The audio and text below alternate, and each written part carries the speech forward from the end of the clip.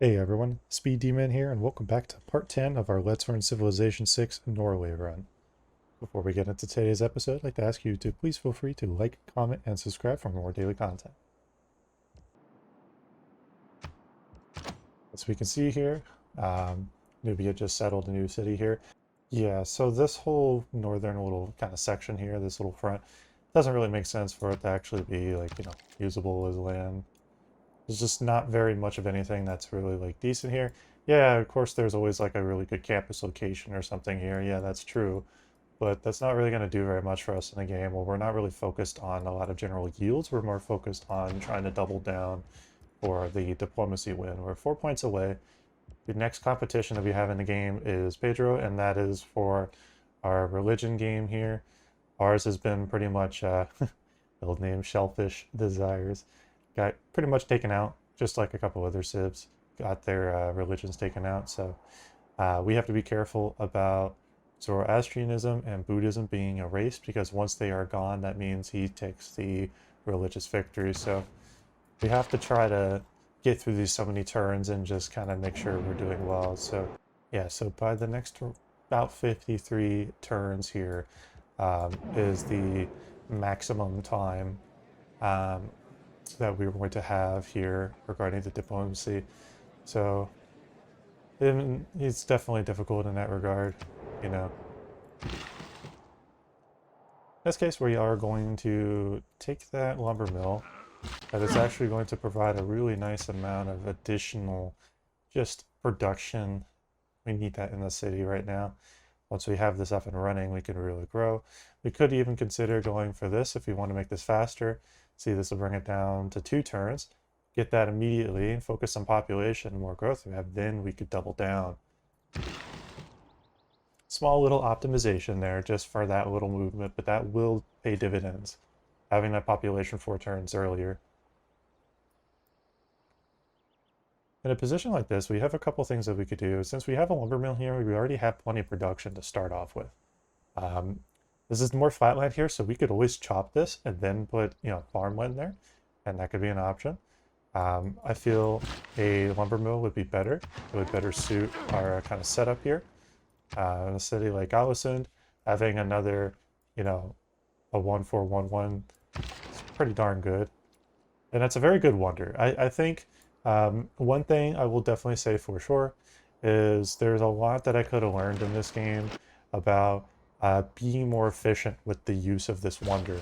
This is a very, very powerful wonder, and there's a lot I can actually do with this. Like, see, I still haven't even properly used this tile, and that's going to be the final thing that I actually work on. There's so much that I could be doing there. At the same time, that's kind of the nature of the situation in this game. The way we played and certain things we did, we could have done a lot of things differently to provide us with a better opportunity to go for a win. Even if we saw a religion win being out of the cards, being more defensive to at least keep it from having a religious victory for Pedro a little more, we could have done a better job of fighting that. Could even potentially won that battle. It's totally possible we could have won that battle. In this case, it's not going to happen, so we have to make do with what we have.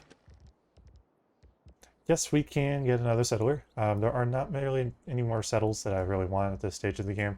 Yeah, one here could be always interesting, but it's not going to do very much for us.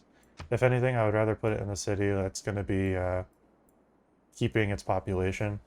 I've done a lot of population loss, so if anything, I could buy it from this tile here, and then bring this all the way over here. And then what we'll do is in this tile here, we'll set it up here. We will put an aqueduct there. Ideal, perfect scenario setup for a city like that. Okay, perfect. In this case, we are going to chop and then place down our next district. I'm gonna take a chance here.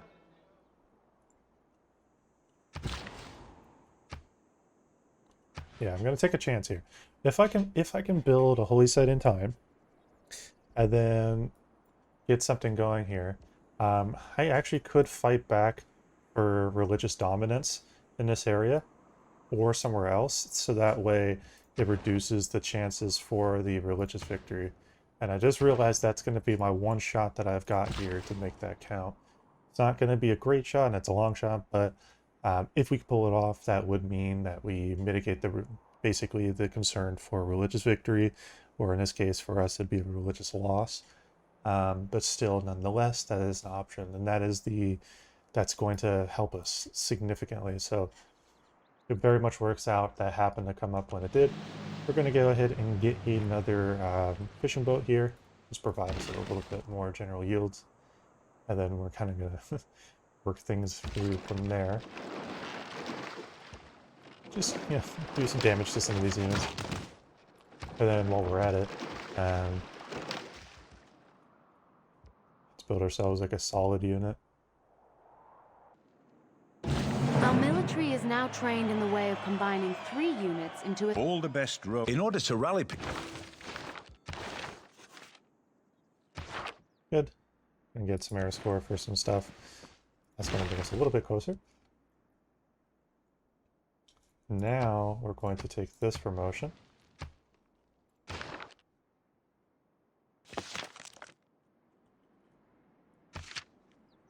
Generates culture equal to the gold adjacency bonus. Good. So that can aid us a little bit. What we could also do is pick up a few more commercial hubs. We got one here, got another one here, and we do have everything completed there, including a bank. Stock exchange we can get to. We are still in the lead for that. Let's actually send a little bit of aid. And we'll take this unit over and just kind of keep an eye on what's around us, just in the off chance there may be something else, unless he's already cleared it all. At least we'll just have one unit there, so we can always just keep things from spawning, any more barb camps. What'll be important in this case is getting some of these lower tier stuff over here. The top tier stuff here is definitely want to pick up some of these things sooner than later. So it's good that we already are picking up a little bit of pace on getting that. We are going to need it. This could be overall pretty helpful for us. Make our trade routes a little bit more efficient.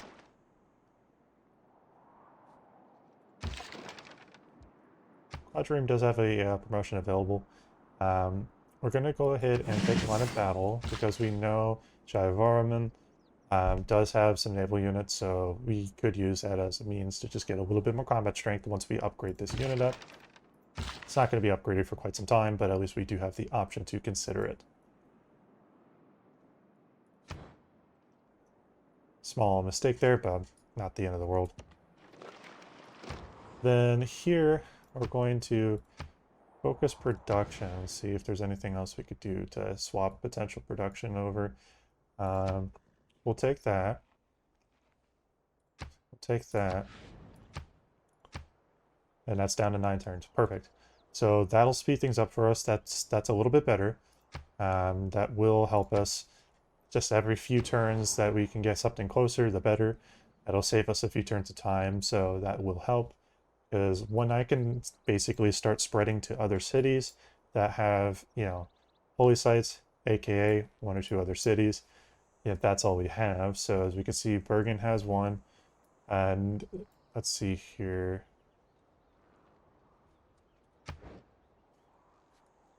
Nidaros has the other.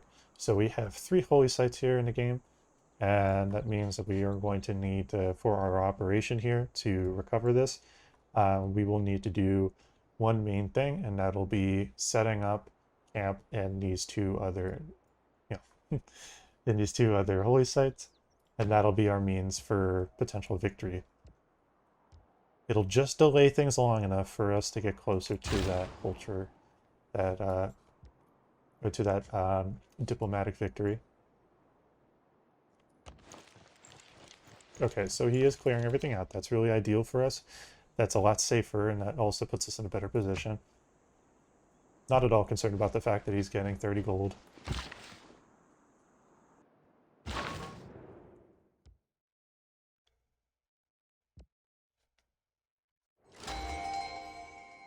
Ancient was captured, so fortunately that means that part of it did not work out. Not the end of the world, just fortunately what happens. We can actually...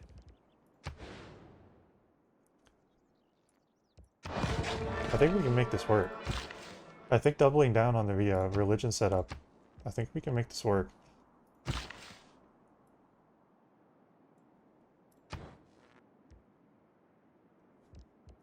Instead of wasting time on that, I'm actually going to buy the shipyard. One thing, and that's Did you ever freaking build a out. castle in the air? Yeah, I'm going to forge some alliances here. We'll do this.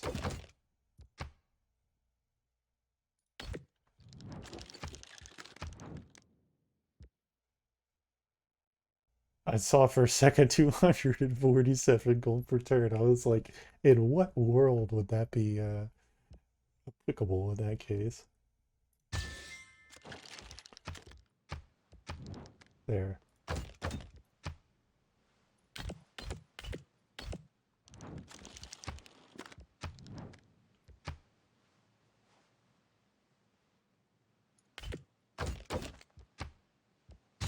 Yeah, gold percent, that's fine. It's pretty negligible.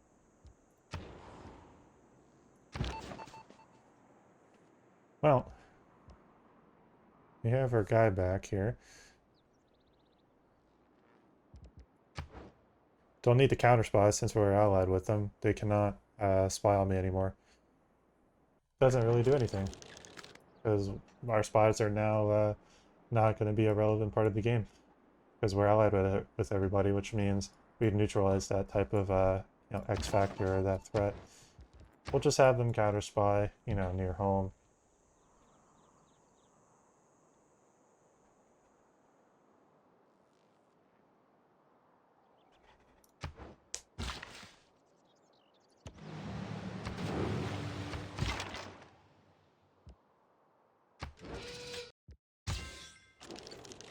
We'll just do that to confirm our position here, just make sure we stay ahead. And then what we could do afterwards is consider getting another builder, doing some infrastructural changes, and then eventually waiting for Bengala to get back so we can station him back onto the position here. Taj Mahal is finally done, so that's a really big positive for us.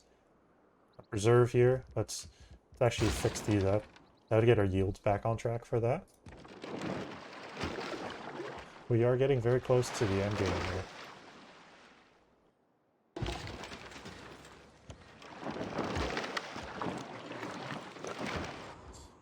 Okay, so preserve got done.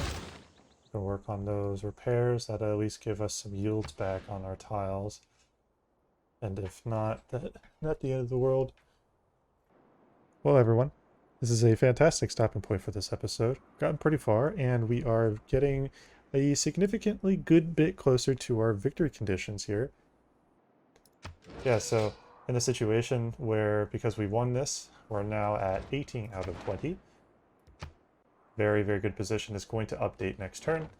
The big thing in this case is because we won, we really made sure no matter what, we're in a good position, and we got that covered. Now, we are 6 turns away, soon to be 5 turns away from our next session. If there are 2 or more things for us to vote on, there's a good chance we could win this game in about 5 to 10 turns. So a turn 273 to 272, victory. So it's very exciting. I want to thank you all for your time. Please feel free to like, comment, and subscribe for more daily content. Keep the videos coming. Alright everyone, SpeeDMan out.